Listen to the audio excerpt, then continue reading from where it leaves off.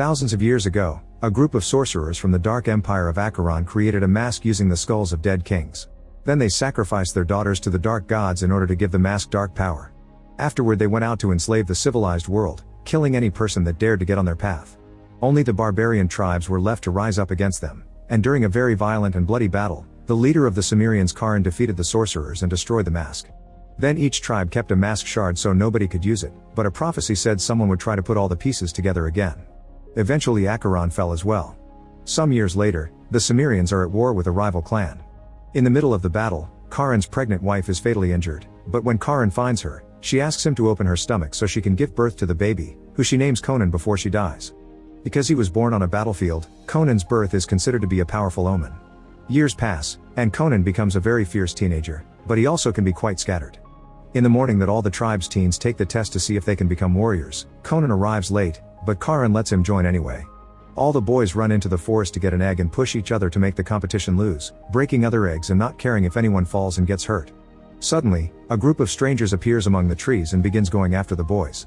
Most of the teens run back to their tribe, but Conan wants to prove himself and stays. An enemy takes the chance to throw his bolas at Conan and makes him fall, then all the savage warriors surround him.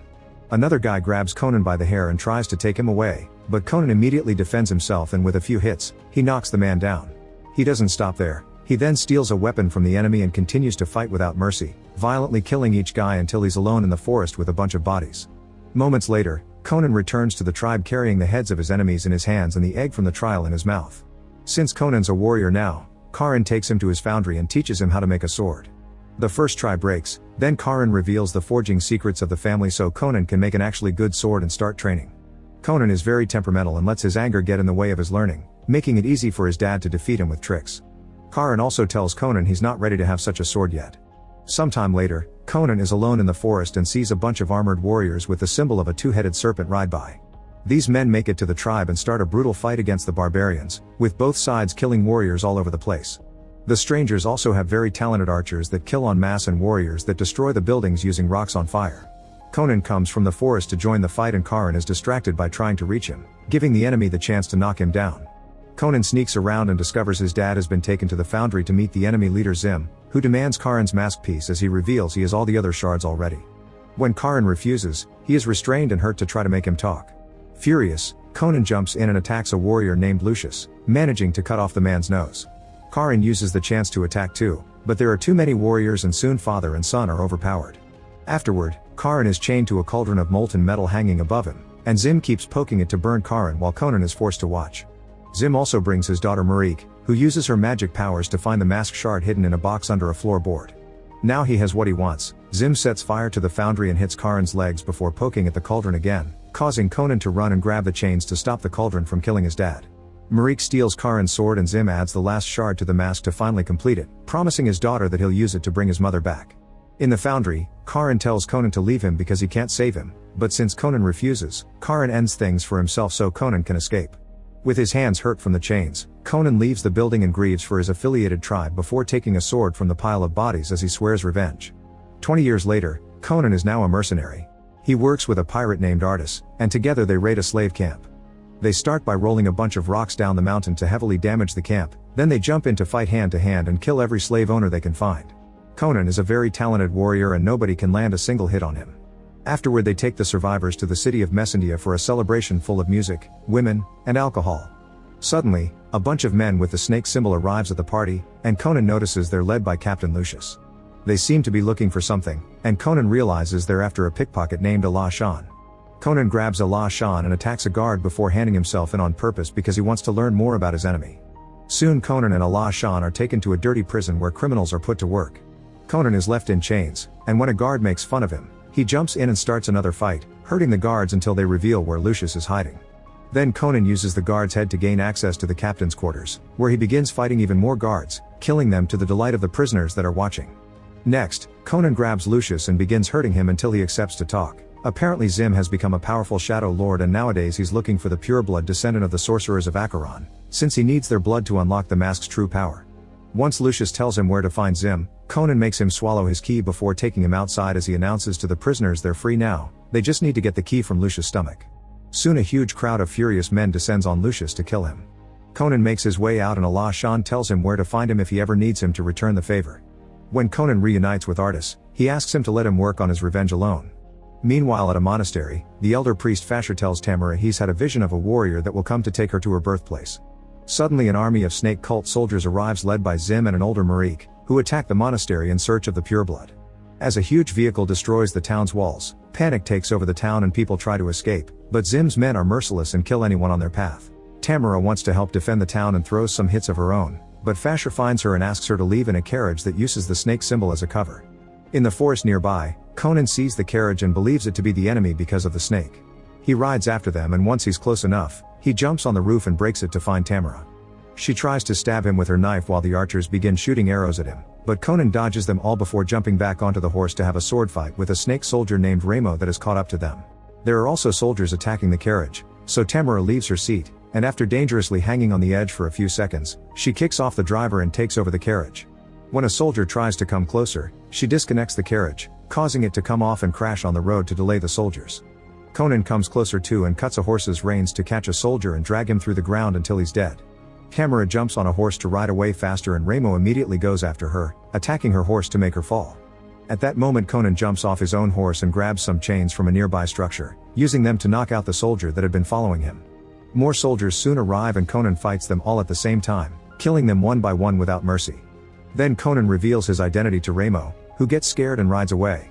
Back in town, Marik is checking all the women from the temple to find the pureblood. Losing patience, Marik kills one of the women and hurts the others, always tasting their blood to discover none of them are who they're looking for.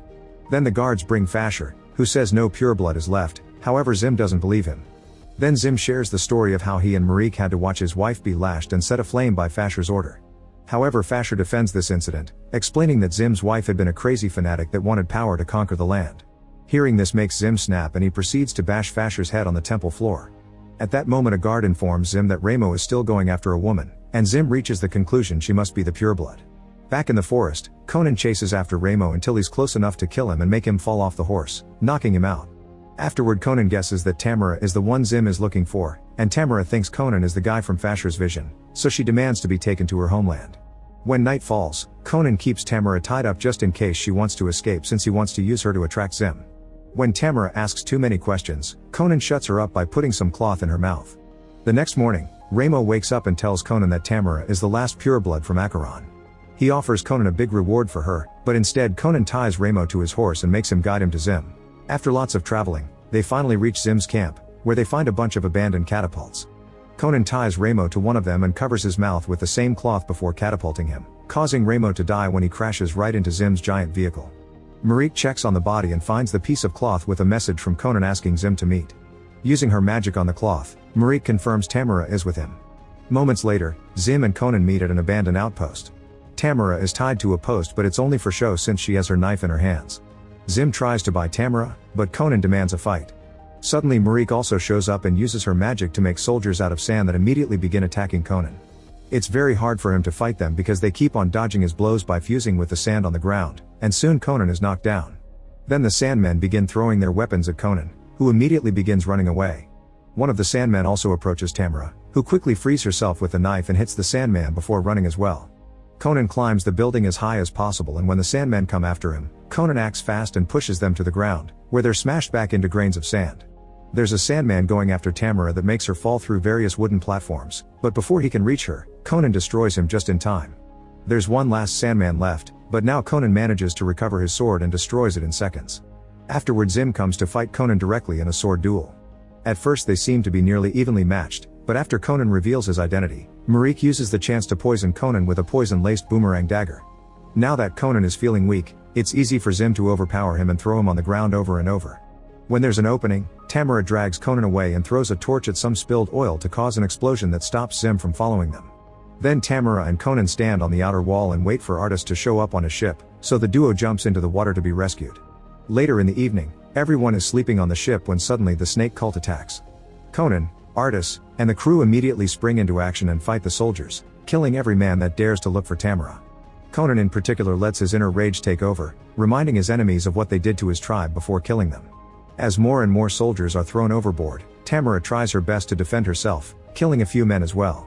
After lots of effort, sweat, and blood, The crew wins the fight and now can keep sailing in peace.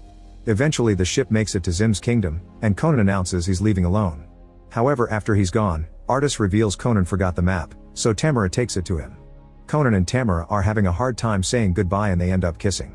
Then they go to the nearest cave so they can spend a few hours getting frisky with each other. Once Conan has fallen asleep, Tamara starts making her way back to the ship, but in the middle of the forest she's ambushed by Marique and her men, who immediately capture her. By the time Conan comes looking for her, they're already gone. Moments later, Marique takes Tamara to see Zim and tastes her blood to confirm Tamara is a pureblood descendant of the necromancers of Acheron. Meanwhile, Conan goes to the city of thieves to look for Allah Shan. He enters a tavern and when the owner doesn't want to answer his questions, Conan attacks him. Thankfully Allah Shan shows up then and stops Conan before things escalate. He's also ready to pay Conan back for freeing him from jail. Sometime later, they make it to Zim's fortress, and Conan has brought Allah Shan to find a way to sneak in. They discover that beneath the fortress is an old mine, so Allah Shan manages to open the doors to the underground tunnels with his special master key. The duo comes down some stairs and discovers the whole area is flooded and full of skeletons, so they need to be careful. Suddenly a huge snake grabs Allah Shan and drags him underwater, so Conan has to swim quickly to kill the snake with his sword and free his friend. Meanwhile Marique dresses Tamara in her mother's clothes, then Tamara is tied down to a special contraption for the upcoming ritual. Eventually Conan and Allah Shan come out in a pool inside a room full of caged slaves and a guard that freaks out as soon as he sees them. The guy quickly releases a bunch of slaves near the pool, and this causes various tentacles to suddenly come out of the water. Allah Shan runs to hide in a cage while soldiers show up to deal with the intruders, but many of them are caught and killed by the tentacles too. Conan fights the guards while dodging the tentacles while a frustrated guard pulls at the chains to make Allah Shan's cage move so it can act as bait. He tries to open the cage with the key, but he accidentally drops it and he doesn't know how to pick locks the normal way.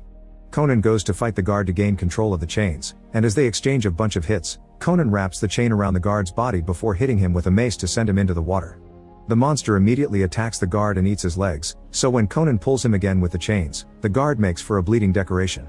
Now Conan can jump on Allah Shan's cage and finally free him before they run away. After crossing the various corridors, the duo makes it to the balcony and discovers Tamara is being taken to Skull Cave. Conan tells Allah Shan that he repaid his debt and continues alone. Night has fallen by the time Conan makes it to Skull Cave. While Conan fights a few guards to get closer to the ritual, Zim is hurting Tamara to get her blood on the mask.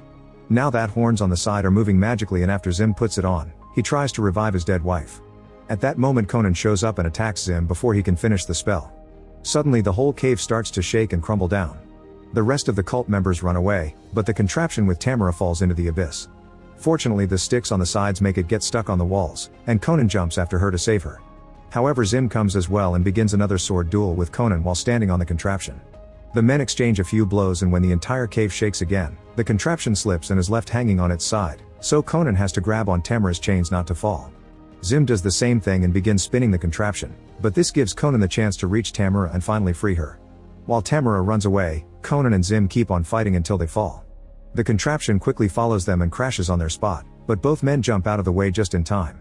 Meanwhile Marique follows the smell of Tamara's blood to find her, and the women start a fight as well. Conan hears Tamara calling his name and goes after her while Zim follows him. At that moment Tamara manages to punch Marique on the face and throw her against the wall before fleeing. However Marique can still smell her blood and easily finds her again, then she uses a chain and a rock to try to kill her. Luckily Conan shows up and stops her by cutting her hand off, then Tamara pushes Marique off to her death.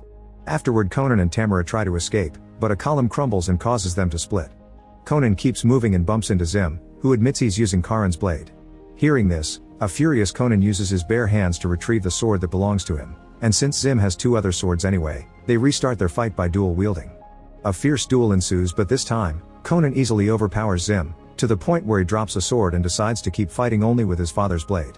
Soon Conan is disarming Zim and pushing him against a wall, where he's blocked by falling debris. Then Conan reunites with Tamara and they run out of the cave while it's revealed Zim is still alive. When he finds the body of his daughter, he is devastated and yells that he'll have revenge.